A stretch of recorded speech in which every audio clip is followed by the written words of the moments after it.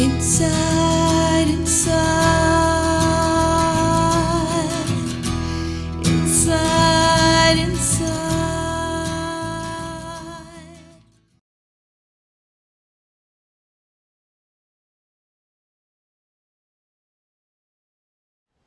So it's my experience that a home does have a living spirit, and when we have contact with that living spirit, it responds. Most people have heard of doing house clearings, and that's because people live in a space and they leave their energy there, or the spirit of the home might be asleep or depressed or congested from the energy of people who have been there. So I know in my own home, I am always speaking to the spirit of the house. I'll check in. What's the emotional weather of the spirit of the house? How are we doing? What's needed here? A good way to connect with the spirit of your home or your business is a fabulous connect with the spirit of the building that you're in, basically. People who are really great at feng shui have a whole entire study around this and would offer a lot of technical wisdom that I don't have to offer right now.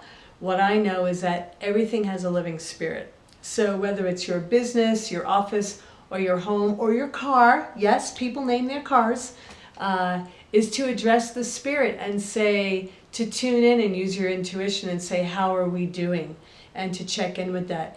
Houses, offices, cars, they all need to be cleared, just like we need to clear ourselves. A great way to clear energy is with sage. You can sage out your house, open the windows, let all the old stale energy go out. You could do that with your business, with your car. Houses also like to have altars, creating a space in a central part of your home, like the heart chakra of your home, is a beautiful thing to do.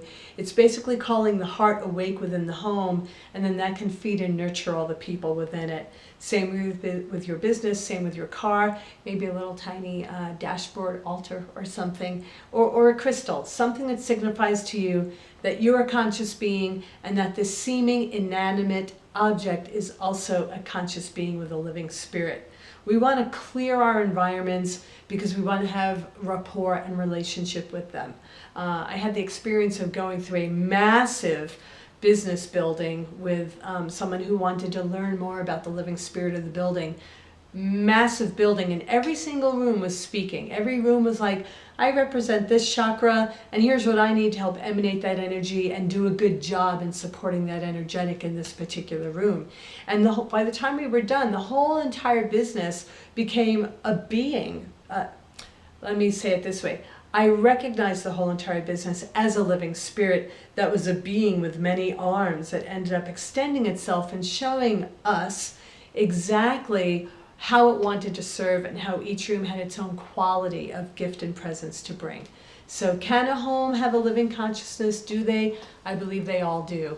There's a lot to be said around that. There are people who do ghost busting and exorcisms from houses, and there are such things as astral doorways where lost energies or disembodied spirits hang around. Maybe they used to live there, maybe they died there. And this is part of the clearing too. We want to keep the astral doorways cleared. We want to send back any disembodied spirits that don't belong there. We want to send them back to the light from where they came so that they can be at rest and the spirit of the house can be at rest. So what I'd like to recommend is making sure you sage your home, your business, and your car regularly, as well as yourself.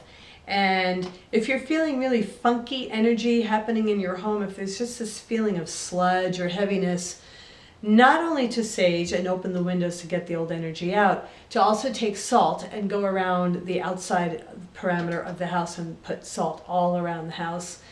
For those who want to, you can also put salt around the trim of every single room. I did that once. It took a lot of vacuuming to get it all up when I was done. So yes, every home has a living spirit. Speak to it, be in a relationship with it, ask it what it wants. When I do a house blessing for people, I always come into the home and I say to the living spirit of the home, how can we serve you? What is your gift? What do you want to bring forth? It's not just that people want to bring something forth. Houses want to bring something forth too. So I always say, how can we help you fulfill your purpose and how can you help me fulfill mine?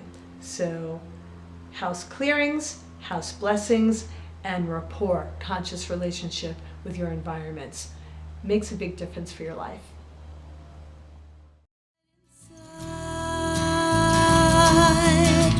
Is there